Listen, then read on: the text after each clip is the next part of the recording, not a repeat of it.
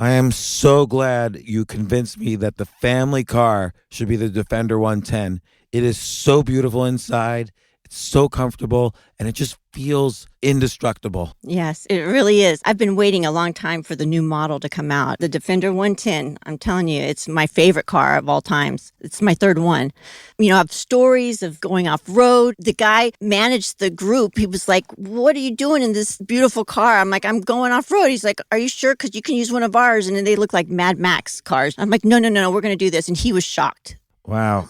Well, it's great because the Defender has been reimagined for 21st century adventure, and its unparalleled off-road ability as well as its robust interior are invaluable whether you're headed towards uncharted territory or just a weekend of exploration. The Defender 110 tackles challenging surroundings with absolute confidence. The SUV conveys strength outside and in, featuring peerless technology like an intuitive driver display and an award-winning infotainment system. That's my favorite part, to keep you connected no matter where the journey takes you.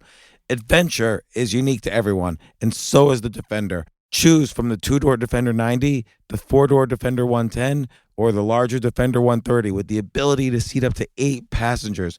You'll find uncompromising performance in all three. So pack up and go even further with the Defender 110. Learn more at LandRoverUSA.com/Defender. Capella University is rethinking higher education. With its game-changing FlexPath learning format, you can earn your degree on your schedule and fit your education seamlessly into your life. Imagine your future differently at capella.edu. This isn't your average business podcast, and he's not your average host. This is the James Altucher Show. Today on the James Altucher Show. How do I find a good business for sale? Yeah, they're all over. So the biggest way to find deals is to network. So who do you know? And build relationships. I don't know anybody. Of course you do. And build relationships with what I call deal intermediaries. So Dealer intermediaries. So network with CPAs, tax advisors, network with wealth managers, small business attorneys, even banks and financiers, because they're all in the mix.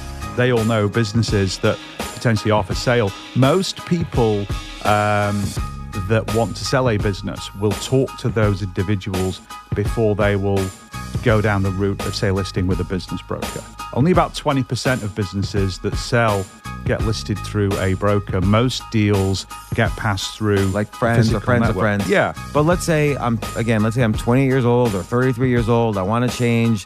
I probably have an accountant doing my taxes. You say network, but I really didn't have a network at the age of 28. Maybe I had an accountant doing my taxes, although I probably didn't, knowing me. But call my accountant and say, hey, I might have some interest. I might have some opportunity. I might have some wherewithal. Do you have any clients with what you consider a decent business for sale? And it's his incentive to help me find a good one. Absolutely. Because he'll work for you and help you.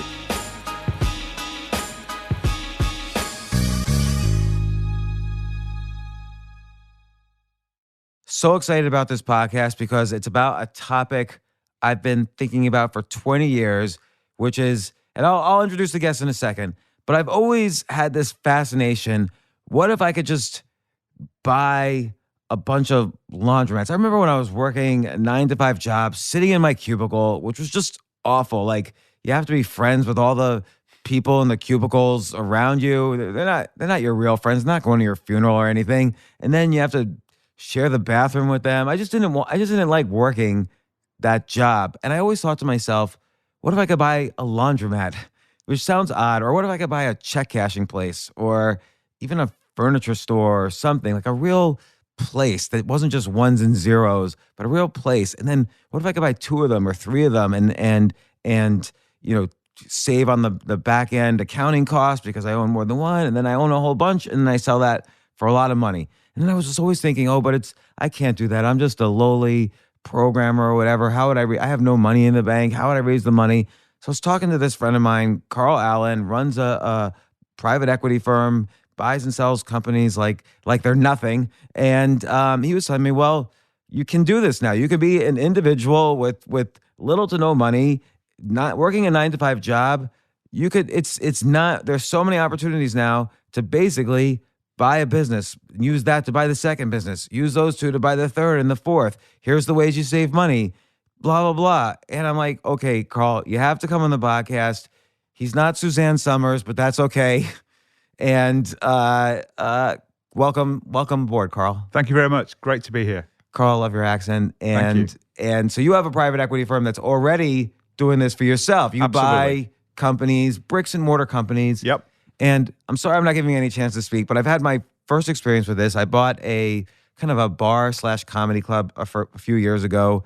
It's difficult to run, okay? I bought it for other reasons than financial, but it's difficult to run a bricks and mortar business. I kind of like the idea of some of these businesses that are more cookie cutter. And I know I don't want to degrade laundromats, but I always think laundromats is a little bit more cookie cutter than a restaurant where you have to figure out how to get people in off the street and love the food and blah, blah, blah.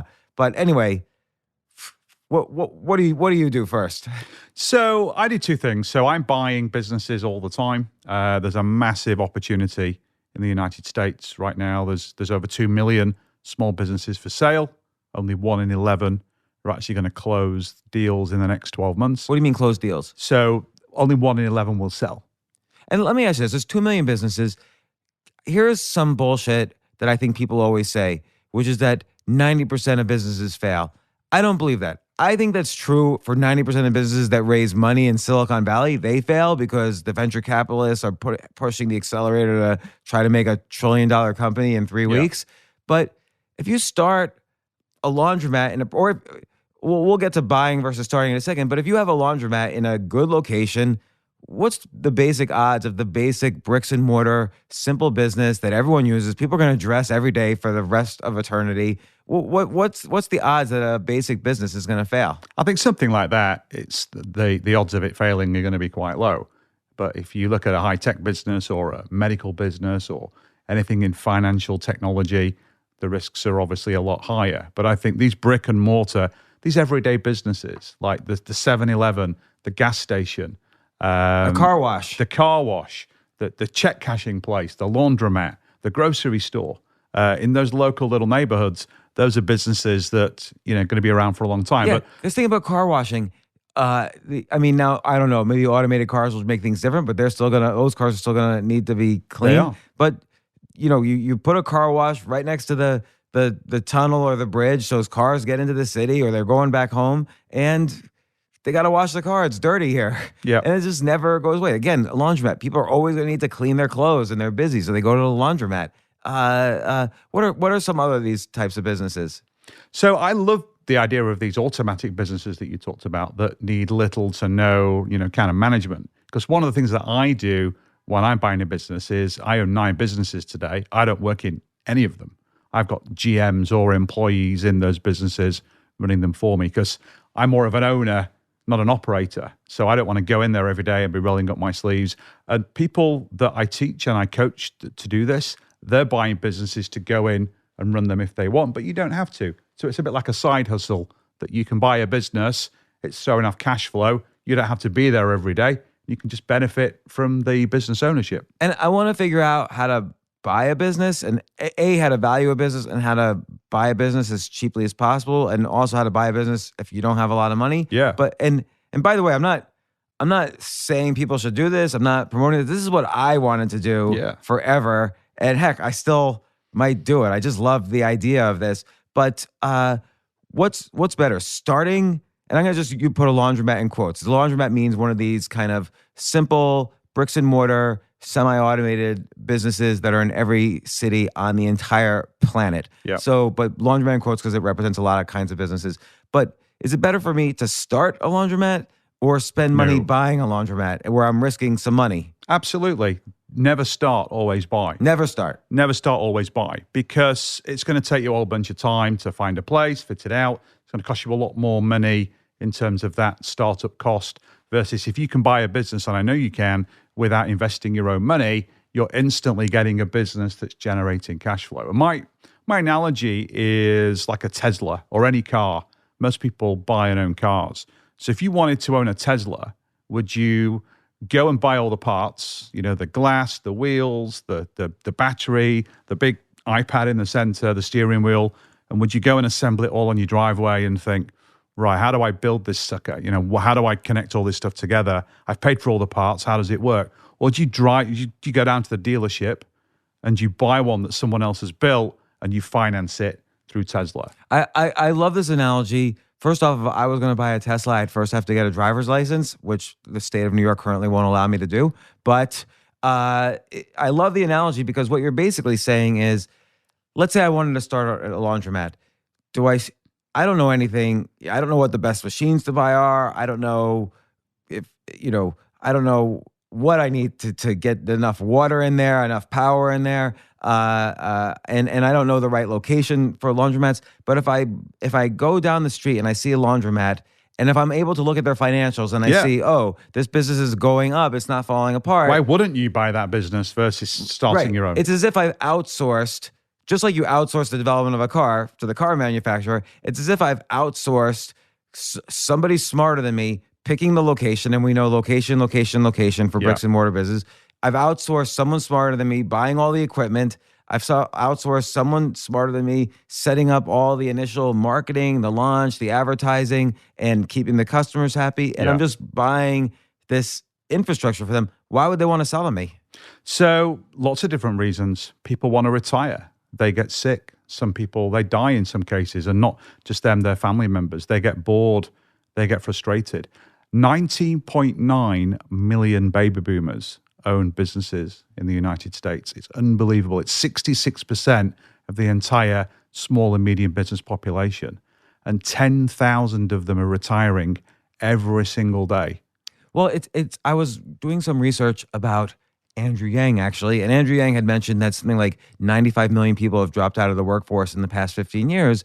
And that, wow. But that rung true to me in a way that he didn't explain, which is that that corresponds with the first baby boomers hitting the age of 65 or 60. So, and then I looked it up, and about half of those people who have withdrawn from the workforce were, in fact, baby boomers retiring. And so I think about this because it's a similar thing in real estate. If you say you want to buy a house from someone where maybe the person living there just died, so the family wants to get rid of it quick, or there's a divorce, so they don't know how to divide up a laundromat, so they have to sell it, or disease, they no longer are able to have the energy to keep going to the business, or debt. They somehow or other, they got into too much debt somehow, and they need to sell the business. You added a fifth one, which I don't know how to put a D to it, but retirement.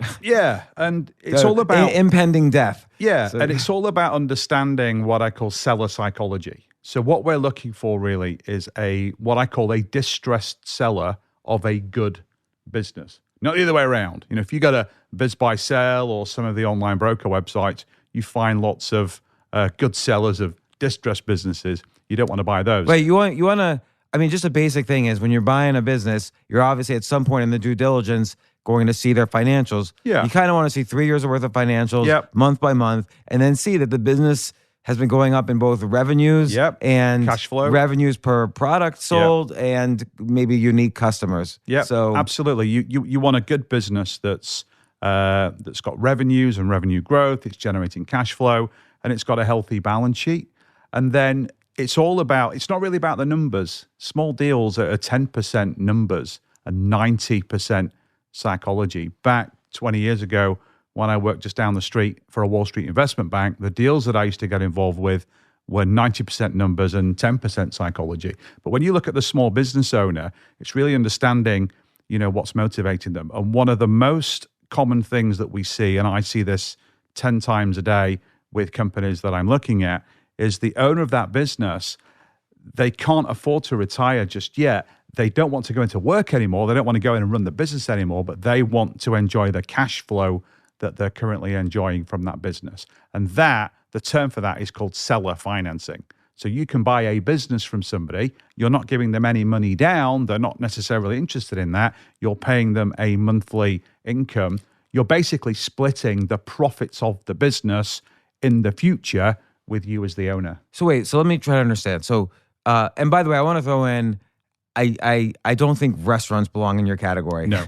Because restaurants often depend on the Rolodex of the owner to get Yeah. in customers and media. And if you don't have that Rolodex and you don't have that pizzazz of the owner, you might not. It's not as automated as No. and brand neutral as a car wash or a laundromat or a check cashing place or any of these an arcade. Well, I'm thinking of as a kid as an arcade, but a shoe, whatever. So restaurants are not one of my favorite types of businesses. I've actually never purchased and owned one, but unless you're a really good chef and you really know how a restaurant works, I certainly wouldn't buy one. Unless I've seen people do, we talked about this earlier. I've seen people do like kind of, buy Domino's franchises because that's as automated as a restaurant can be. Yeah. But let's again, I'm putting laundromat in quotes because there's 1,000 businesses that fit this category, but that's the business that comes to mind. So someone owns it, and let's say someone works there, but it's not the owner. So the person who works there is getting minimum wage, a little bit of minimum wage, just to make sure nobody's getting into.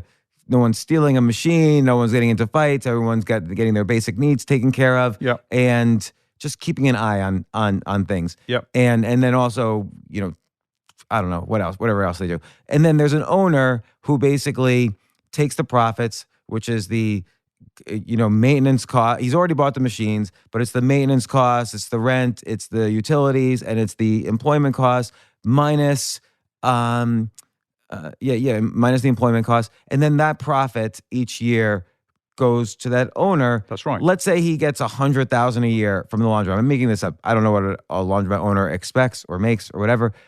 In the stock market world, you usually value things at 20 times profits, give or take. That's a totally rough number. We're just making that up. But that's like, let's say your basic nuts and bolts company sells, the S&P 500 itself sells for 20 times earnings. So $100,000 a year profit laundromat might sell for $2 million. Is that correct or incorrect?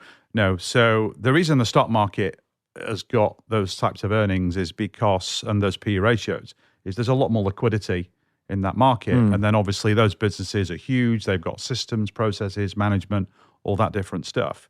The small business, the average multiple of earnings for a small business is just less than 2. It was 1.94. What? In 2019. So $100,000 a year earning business, like net income after, not revenues. Maybe revenues are net $1 million, income, but net income business is worth around 100,000. $200K. But I think about this in terms of, risk reward, and you always get back to the basic math of risk reward, which is that a T-bill, a treasury bill, is the safest investment and returns 1% or 2% a year, whatever it is right now. And you're telling me I can put $200,000 into an investment, pretend it's a treasury bill for a second instead of a laundromat, and you're telling me I can make 50% a year as opposed to 1% a year. You can make more than that because you wouldn't, if you were buying that business for a 2 times multiple for $200,000, I wouldn't let you put $200,000 into that deal. I'd show you how to structure a deal where you might pay 50 down and you could even finance that from a bank, and then you're paying the 150 over a number of years to that seller in deferred seller finance payments. Okay, so your ROI is a lot higher because your initial investment, it could be infinite. If you're not, the last deal that I closed, I didn't invest any of my own money. So my ROI on that deal is infinity, in theory. Right. So we're gonna get to that. And that's a leverage buyout. So I'm sitting in my cubicle. Let's say I'm 28 years old, and I'm like, ugh, get me out of here. Whatever. By the way, not that all jobs are bad. I'm not. It's just for some people they are, some people they aren't. But what I like about this is because it's not just I'm going to buy a laundromat and then go on the golf course and do nothing. If you do it once, you could do it twice, you could do it 3 times. You combine things, it's the classic, what's called a roll-up. You combine the back office costs, like the cost of accounting. You get price leverage on equipment, and then you could sell it for potentially a much higher multiple. You could grow earnings and you could sell it for a higher multiple when it's bigger to a larger company that's already in the business in a much bigger way. But how do I find a good business for sale? Yeah, they're all over. So the biggest way to find deals is to network. So who do you know? And build relationships. I don't know anybody. Of course you do. And build relationships with what I call deal intermediaries. So Dealer intermediaries. so network with CPAs, tax advisors, network with wealth managers, small business attorneys, even banks and financiers, because they're all in the mix. They all know businesses that potentially are for sale. Most people that want to sell a business will talk to those individuals before they will go down the route of, say, listing with a business broker. Only about 20% of businesses that sell get listed through a broker. Most deals get passed through Like friends or friends of network. friends. Yeah. By the way, that's the same way. That's the same way how most jobs are found. So most jobs are found not by applying on a site, although many millions of jobs are found that way. But often, if I were to be unemployed, it's not your friends who find you the next job, but the friends of friends tend to statistically find you the next job. So it sounds like it's kind of similar. But let's say I'm 20 years old or 33 years old. I want to change. I probably have an accountant doing my taxes. You say network, but I really didn't have a network at the age of 28. Maybe I had an accountant doing my taxes, although I probably didn't, knowing me. But call my accountant and say, hey, I might have some interest. I might have some opportunity. I might have some wherewithal. Do you have any clients with what you consider a decent business for sale? And it's his incentive to help me find a good one. Absolutely. Because he'll work for you and help you. And he's also helping his client who might have a good business. And I can ask, does he have one of these 4Ds? Or, does he have is it a good business? Do he have a good psychological reason to sell that makes sense as opposed to a distressed business? But okay, so I call my accountant and that's one networking. What do I get? Like 5 accounts? How do I network a little bit more? Yeah, speak to banks, speak to attorneys. Wealth managers are phenomenal. Why would they? I'm 28 years old. Why would they? I mean, I'm pretending to be, but why would they talk to me? Because you're in the market to buy a company, so you have to come across as trustworthy, obviously incredible. Try and buy a business in a sector that you're passionate about, or you know it and you understand it, and that translates. The wealth manager, they're in the business of investing their clients' money. So maybe not with a laundromat, but if you're buying a $3 million engineering company, or you're buying a transport business or a construction company, and that business owner who's looking to retire or leave is going to generate, 7 figures when they sell the business, the wealth manager's highly motivated to want to invest that money because that's how they make so money he wants in the world. the client to sell because the client gets allocated to wealth management. But my first time out, 28 years old, probably not going to buy a 7-figure business, but maybe I can make an appointment at the local bank, on the corner, the Chase Bank, go to the private client section and say, hey, can I have an appointment? Can I talk to you for a few minutes? This is something I'm interested in. Do you know of anybody who can help me? Maybe something like that. I'm just trying to work through in my mind how I would have done it back in the day. So my advice is just network. Be a power networker. Talk to as many people as you can. Leverage the power of social media. Post on LinkedIn or on Facebook. Who do you know? Just broadcasting on LinkedIn. You're looking to buy and own a company. Here's my specific requirements. I want to buy a web design firm in Chicago. Don't do that. I ran a web design firm. So did I. Bad example. So just leveraging the power of social media. When I started in this business, 27 and a half years ago, we didn't have Facebook. We didn't have Google. There were business brokers and corporate finance firms that you would connect with. But all the best deals I've ever done and all the best deals that my hundreds of students have ever done have come through networking. It's who you know. Because it's a people business. It's a relationship business that we're in.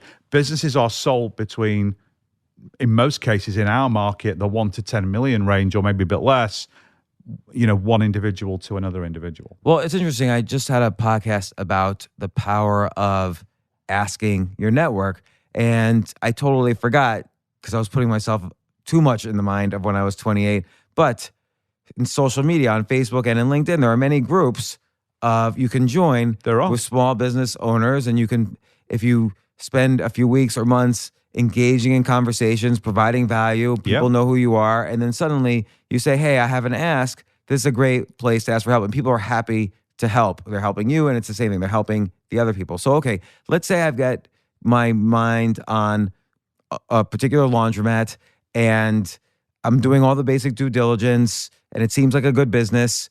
We don't have to go about, this doesn't have to be an episode about due diligence, but there's basic aspects of due diligence. Yeah. But you see, okay, their business is improving, or it's at least plateauing. It's not going down. So that means the location's pretty good. It means the equipment's pretty good. It means they're not losing any brand value.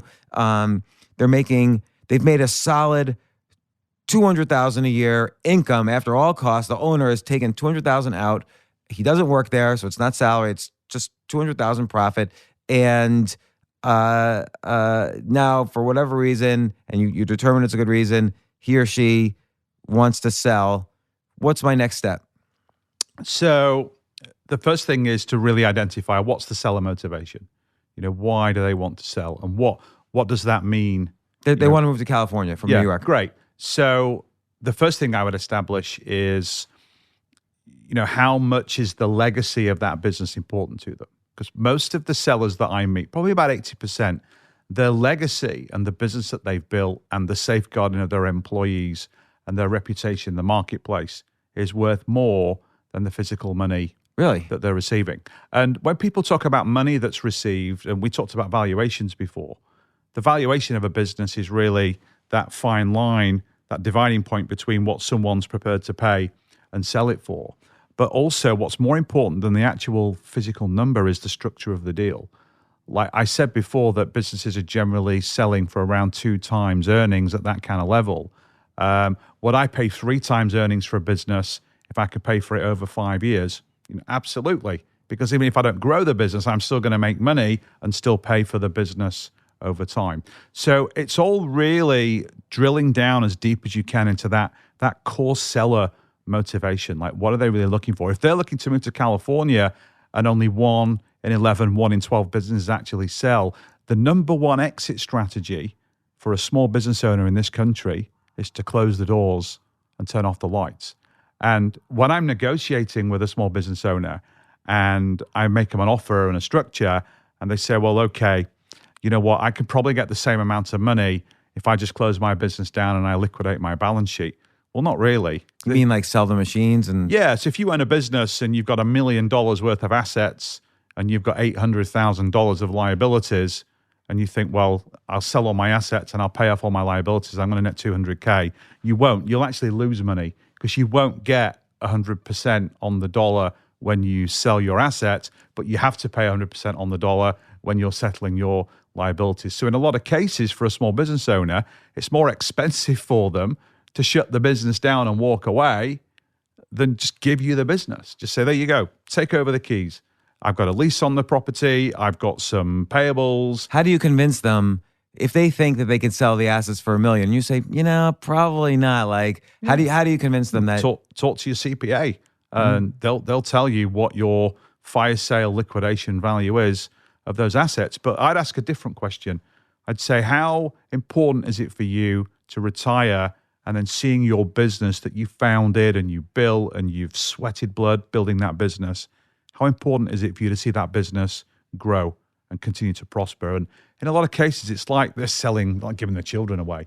They want to see it thrive and survive. The number of sellers that I've met that care more about their name staying above the door than they do about the amount of money they're getting, it's crazy. It's all about pride. It's all about psychology.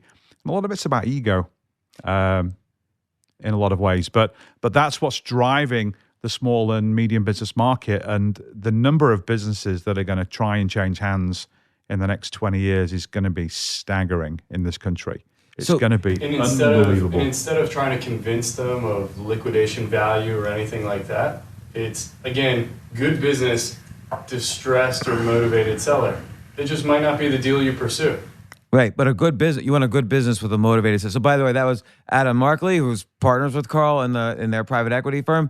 You want a good business with a motivated seller. So, like, maybe there's like we just said, a divorce, or he's moving, or he's retiring, or she, or whatever. Yep. And for every business where you've got someone who's not motivated because they think their assets are worth 10 times what they actually are, you just move on. Because there's far more businesses and people who are motivated, right? So you have to be able to walk away from the negotiation. Always. Yeah, and it's a numbers game.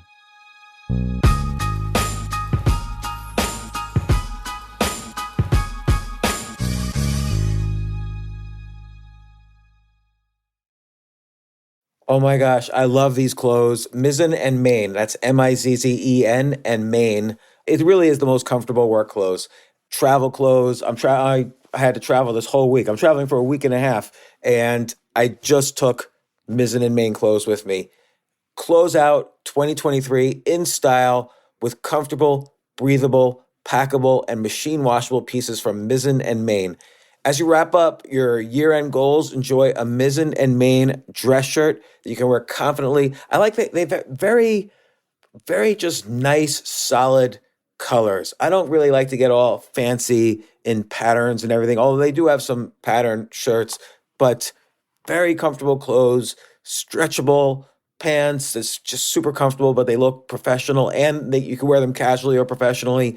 I like some of their flannel shirts or untuck shirts. I love untuck. I never tuck in. So again, whether you're shopping for a special someone or giving yourself the gift you really want, I just buy myself gifts. Mizzen and Mane is the perfect gift for any guy who works, travels, and or cares about looking and feeling great. As you could tell by my many photos across the internet, I care about looking fantastic. I'm practically a model. And let's be honest, every guy loves to look great. So again, shop now at mizzenandmane.com and save 20% when you spend $130 or more using promo code James. That's promo code James at Mizzen and Mane, Mizzen and Mane.com.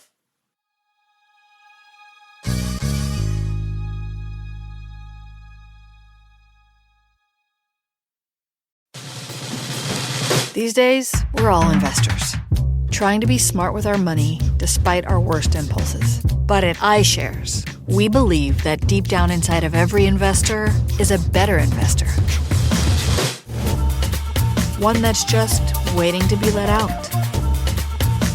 Explore iShares ETFs and insights and let your best investor out.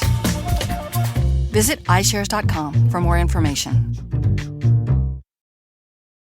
You know what I love about fantasy sports is that even though I'm not going to be a great basketball player or a baseball player or a football player or whatever, I feel like I get to participate and make decisions and use my knowledge of these different leagues or these different sports to compete.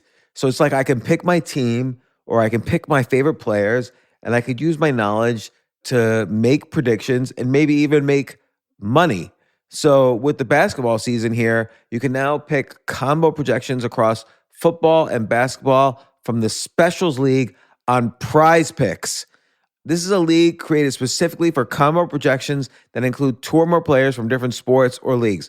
Want to play alongside some of Prize Picks' favorite players like rapper Meek Mill and comedian Andrew Schultz, who's also been a guest on this podcast, and I've been a guest on his?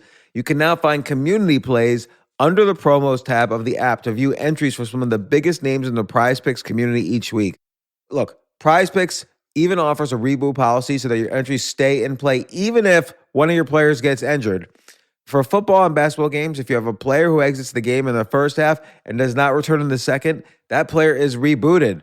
Prize Picks is the only daily fantasy sports platform with an injury insurance policy. What? So, I love playing it. I love anywhere where I can use analytical ability with my interests to demonstrate some skill and maybe make some money. And I like the game-like aspect. I do wish they had chess as a category on prizepicks.com, but I'll settle for what they've got. Maybe I should make my own fantasy chess league. But in any case, I love Prize Picks. Go to prizepicks.com/James. Use code James for a first deposit match up to $100. That's the easiest $100 you're ever going to make. So that's prizepicks.com/James and use code James. Daily fantasy sports made easy.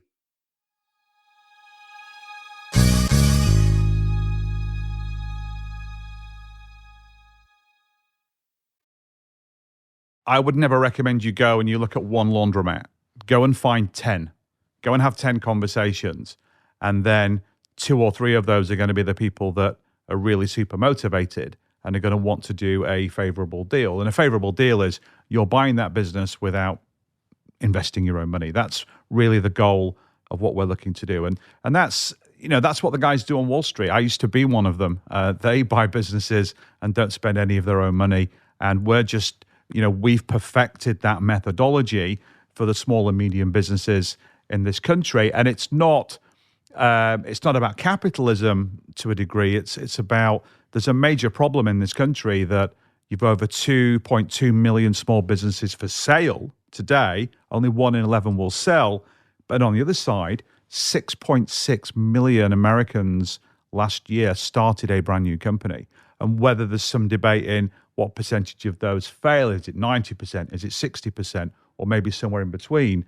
For me, I just think that's foolish when rather than reinventing the wheel, you can go and buy an existing business that someone has built, and it's been around for generating cash 20 years, flow maybe. from day one. But that's why you have to pay for it. I could start a business in some cases with $0. Yeah. But with this, I have to pay. So again, can buy a business let's say for I'm $0. a secretary at Procter and Gamble. I always pick Procter and Gamble. I'm sorry, I use Crest toothpaste. I love you, but be a sponsor of my podcast. But I love it too. but I don't. The average American doesn't have any savings or has little savings. What do I do? How do I? And I see laundromats for sale. The guy wants to retire. It's a good business. Nothing's wrong. I've gone through the numbers. My account's gone through the numbers. Let's say I negotiate and there's 100,000 in profit, but or 200,000 profit. I could buy it for 600,000. Again, how do I negotiate so that it's nothing? I want to spend no money. So sorry, just to jump in. The key to remember in all of this, and we're talking a ton of negotiations, is like in the small business market, sub 10 million in revenues, the buyers always have the leverage. I guess that's right, because Most sellers, the main option is to shut the doors And walk away. So you as a buyer, you have the leverage. And if you remember that, it changes the entire framework. Okay, but given that I have the leverage, and given that most businesses are willing to walk away, can I wait until they walk away and then but just buy everything for pennies on the dollar? But my advice to you would be, don't just go and look at one laundromat. Go and look at 5 or go and look at 10 and have those conversations. And inside of that mix of business owners, there'll be 1 or 2 or maybe even 3 that they're prepared to sell you that business, and you can pay them over time. They don't need the money paid to them at closing. Because a laundromat is a kind of a weird example because there's not a lot of assets typically in that company. They might own the machines, but if they're really old, you probably can't finance them, or they probably lease them, which I think is the more common thing to do. So that type of business is going to be asset light, but cash flow rich.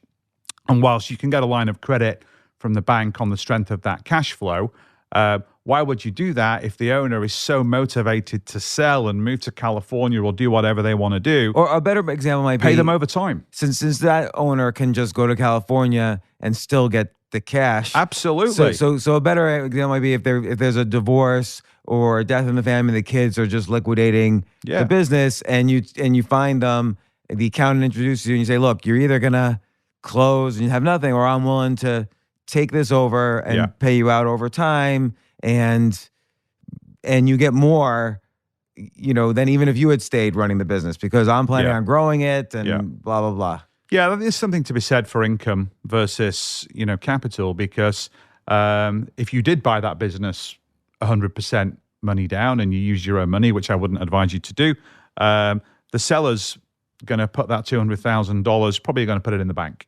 So what are they going to get? 1%, 2%? It's 0.5 in the UK. I can't remember what it is over here now. But instead, if you're paying them over time and maybe you're giving them a 5 or 10% interest coupon on that money, that's a really nice regular income. So right, so I could say, listen, I'm buying it today. Let's say it's a $200,000 profit, and I'm paying 3 times, which is for you an above average multiple. So I'm paying $600,000, but it's in a sense, it's as if I am borrowing it from the owner, and it has a 5% interest, which is again bigger than the 2% they would get in the bank. So ultimately, 5% over 3 years, maybe I'm paying $660,000, for the total price when you throw in the interest. So they wouldn't have gotten that with their money, but they're going to get the full amount within 3 years. As a business, a safe business, they could do due diligence on me and see I'm competent. But in any case, they have employees running the business. That's right. And there's other employees out there. And so I say, okay, do I offer to give the money down? I mean, obviously that's the best, but what if I can't do that? Yeah, so if the business has got assets or it's got strong cash flows and you can leverage that through financing, then the more money that you can put down on a deal, the less you're going to pay over time. Do banks lend money on that? Like banks like to Yeah. give 30-year mortgages on houses because it's the same as the other 1,000 30-year mortgages they're giving. They bundle that up into a mortgage bond. Do they really like giving 3-year loans to a 28-year-old for a laundromat? If they see value in you as a potential business owner and you've got the chops to go in and tackle that industry, absolutely. But the more common type of financing is what we call asset-based financing, where more in a B2B type business, if it's got accounts receivable, if it's got fixed assets, if it's got inventory. So what are those kinds of businesses? So I keep putting laundromat in quotes, but what are some other like an ones? engineering company or a manufacturing company or a PR firm or an advertising agency or a software company. If they've got, if they're a business to business, if they're selling to other businesses, they'll have outstanding invoices. And that's really the rocket fuel for leverage buyouts because that's the quickest, easiest, cheapest form of financing to buy a company. But a PR firm or an ad agency, it's that saying your assets walk out the door every night. So if the owner leaves, that's not a... So a great example is like a construction company. Yeah. That's doing typically $500,000 jobs, right? You're putting in the sidewalks in a new development or on city streets or something like that. You're bidding for a project, you're getting the project. That's a big job, and you'll have substantial assets there. You'll have accounts receivable. You'll have the meaning whatever building is being built, they owe me money. And then you've got equipment that you're actually doing and working with that has some value. But isn't the owner going to be the main sales guy for ongoing jobs? It depends on the company itself, right? So a lot of times they're not. They've got a salesperson. And if they don't, as part of the deal, you negotiate a transition period in which you bring in a sales guy who's trained by the owner and they're the ongoing sales guy. Or you could say the price goes down if people don't renew contracts or whatever. You can build all that stuff in, but it's interesting. One of the common themes we see all the time is most businesses we look at in the kind of 1 to 10 million range do little to no marketing. There's the two questions I ask every business owner. Number one, why are you selling? What's your motivation, which we've covered? And number two, what's your marketing strategy? How do you win new business? And they say, you know what, Carl, this is what's great about my business. We don't do any marketing. It's all repeat customers and word of mouth referrals. And I love those deals because as soon as we buy them, we can scale and we can put marketing into those businesses. Adam and I were acquiring an e-learning technology company in Texas right now. And that business does 48 hours of marketing per year. And it does $3 million a year. Because they're just selling to colleges the software and then just maintaining their subscription. One conference a year. For 2 days. For 2 days. And who buys, like colleges or high schools? Or it's all like Fortune 1000 companies that are clients. And so the opportunity there is if you think crazy and outside the box, what happens if you go from 48 hours to 96? You just double it. Right. Or what happens to your ability to win business? And they're probably selling subscriptions per seat. What if you just add $1 a month to the subscriptions every year? Your earnings go up. Absolutely. You know, but the secret to that deal, and we talked about it before, it's the seller psychology. It's the owner psychology. The owner's early 60s, made a lot of money, built a really good business, but doesn't want to shoot for the moon, doesn't want to bet the ranch, doesn't want to become the next $1 billion company. He can't sell to a public e-learning company for 20 times. No, too small. So if you're a public e-learning company, why would you buy, if you're a $1 billion company, you're not going to buy a $3 million company. You're going to buy a $200 to $500 million company. It takes the same amount of time to do a $3 million deal than it does to do a $200 million deal. In fact, it's easier the bigger the actual transaction. So there's a big role out there for people, and you talked about roll-ups to go in and, no big corporate's going to buy up all these little individual businesses.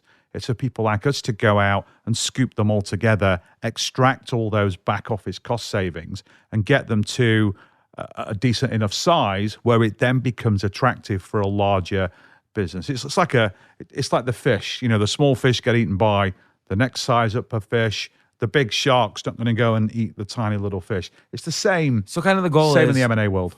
The goal is long term for this 30-year-old secretary is buy that first business that has recurring revenue of some sort, whether it's subscription based for software or bricks and mortar laundromat company, and then use cash flows from that, borrow from the bank, buy the second business, buy the third business, buy the fourth business, and suddenly you're the bigger company that now the big fish could pay. The bigger you are, it sounds like the higher the multiple. Yep. So then that's right. And the bigger you are, the more profits you'll make because you get the back office costs is combined and pricing leverage and better terms on you've nailed it, leases. Yeah. And so then you can get the bigger multiple too. That's right. When you sell. So that's kind of a path to wealth. That's right. And let me tell you a really quick story about one of my students that did exactly that I mentored. He was an optician and he wanted to buy the optical business that he was working in. So he did a leverage buyout, bought the business, paid the seller over time, and then got itchy feet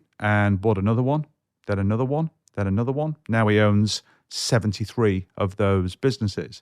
And his model is phenomenal because if you look at, you can apply this to any business, but particularly like a healthcare services business, like an optical company, is that there's a lot of on-site one-off costs. You've got to pay for your accountant, you've got to pay HR, you've got to pay IT, you've got to pay insurance, you're paying a certain price for frames, you're paying a certain price for lenses. When you own 5 of them or 10 of them, those costs go way down. So he can typically acquire a company putting it into dollars, say $1 million of revenue, making $100,000 a year. Within 12 months, he's probably doing 1.3 to 1.4 on the top line because he's putting marketing strategies in there. But his bottom line's going from 100 to say 450 because he's pulling all of that one-off cost out into a back office. And then when he's buying 10 times the number of eyeglass frames, he's obviously paying a lot less. Like the laundromat example, he's paying a lot less money for the supply of all those different materials. How did he buy that first business? 100% seller finance deal. So the guy was retiring. Yep. And he said, what did he pay for let's say he was doing 100,000. What did he pay? He was paying just under a 3 times multiple. This is a UK business. I think the multiples are they're a little bit higher in the UK. He was paying like he paid $280,000 for like $100,000 in income.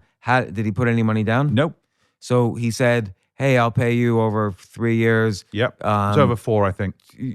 Let's say I'll pay you over 4 years. I'll give you 10% interest. Yep. So it's $280,000 plus the 10% interest each year. Yep. And so whatever that turned out to be, the interest gets smaller and smaller as he pays it off.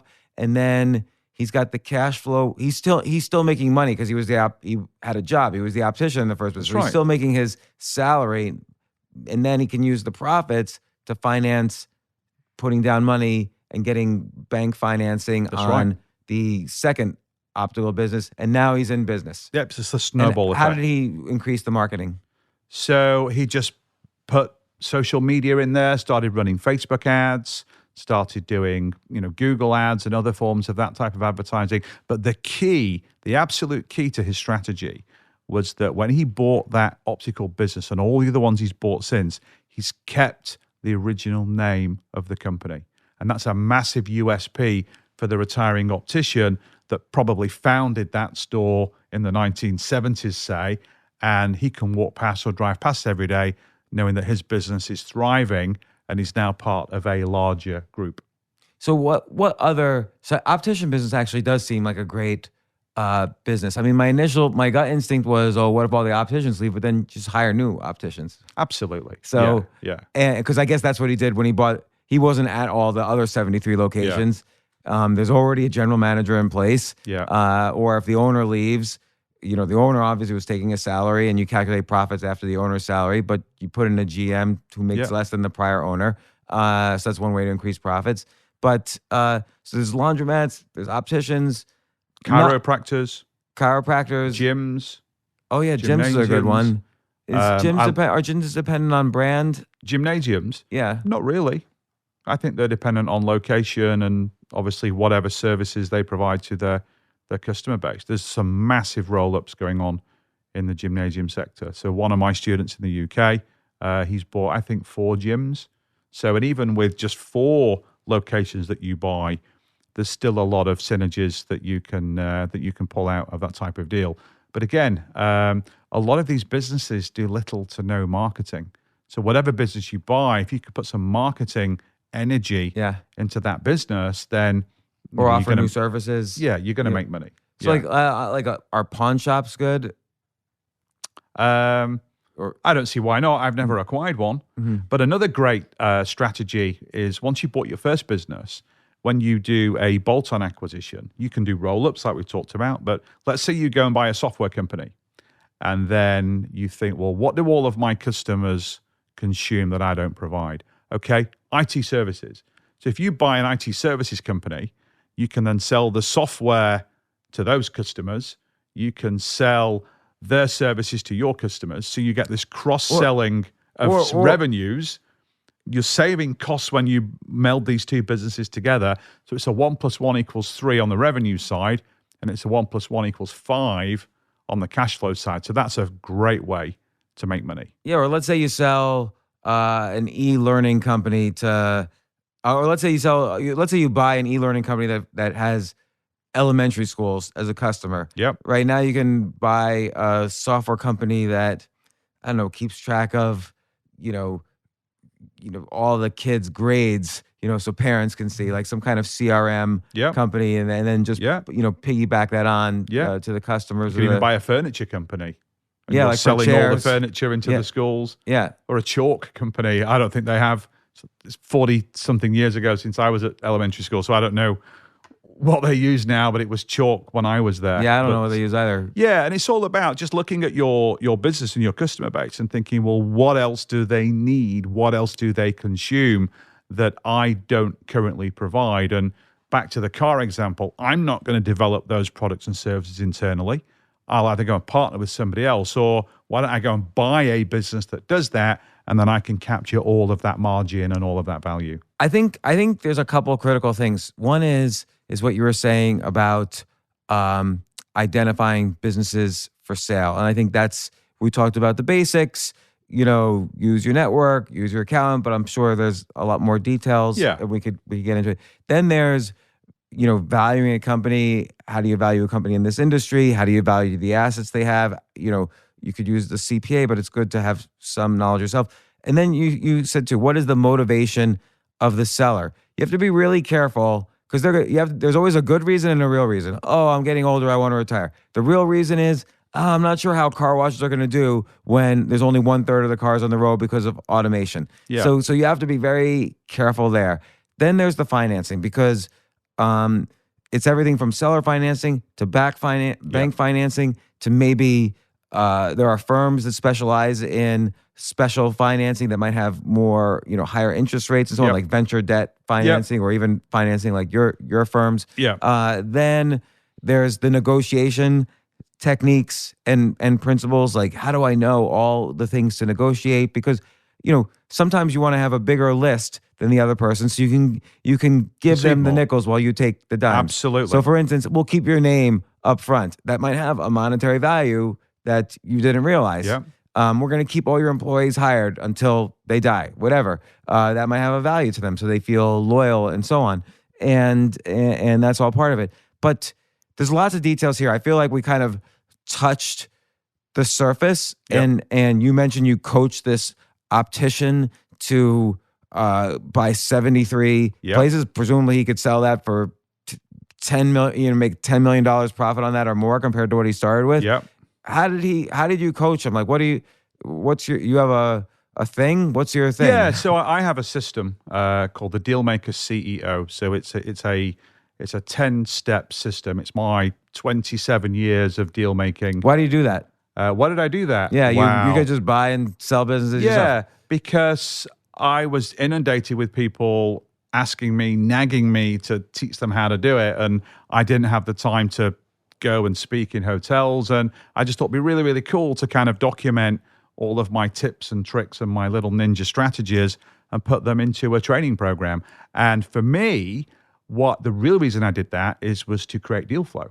because I would put smart. that out into the market. I would start partnering with students. They'd find a deal and think, well, okay, I can buy the business, but if I partner with Carl and his team, maybe I can buy 5 or 6, and then I can just become the deal finder, the deal originator. So you have some kind of coaching programs, books, whatever. Yeah, How can all of people it. find? How can people find them and get more?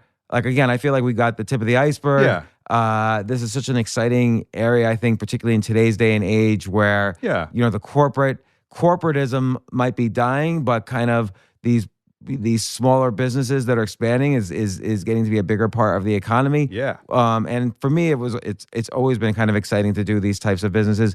But how can people find more? Would you have where do they go? Yeah, so I think the natural starting point for someone that's curious or interested or even extremely motivated to learn more about this is I've actually written a book, which is No Money Down, Business Buying Secrets. So I recommend if Can I buy that on Amazon? No. So where do they go? How do they find you and all of the information we need here? If they go to carlsbook.com/James, there's a 20% offer discount for your listeners, James. So if they for want my listeners, you're going to give a 20% discount. Absolutely. Are you sure? So spreading the love. carlsbook.com, and it's a Carl with a C. Carl with a C. carlsbook.com/James. Absolutely. You promise you'll give them a 20% discount? Absolutely promise. And what is it? Is it just, they could just buy your book on Amazon, right? Or No. what else is there? Nope, it's not available on Amazon. If they buy the book, then I have an introductory training course called the Dealmaker Launchpad. There'll be a special offer for that as well through that link if they want to ascend to that. And then if they're really super interested and they've really got the motivation to go and do deals and have that way of life, then they can enroll into my signature program, which is called the Dealmaker CEO, which is my proprietary 10-step business buying implementation system that people can buy businesses without investing their own money or having to run those businesses inside of 99 days. And so carlsbook.com/James. Thank you for, you didn't have to do that. Thank you for offering. You're welcome. 20% discount to my listeners. I'm going to get it because I kind of want to buy a bunch of businesses Go now. for it. But will you come back on the podcast? I feel, again, like there's a lot more to talk about. Anytime. But, My pleasure. And they can find you. And again, thank you. Listeners can go to carlsbook.com/James. All of your stuff, 20% discount. I'm so glad you gave me this information. It's such a fascinating part of our economy. Like, it makes everybody feel like their own, entrepreneur, business owner, private equity fund. And I'm glad you have the information out there. Although even just from this podcast, I feel like I could go and do it. So just listen to this podcast or check out carlsbook.com/James. Carl Allen, thank you so much for coming on the podcast. Absolutely my pleasure. Thank you, James. Thank you.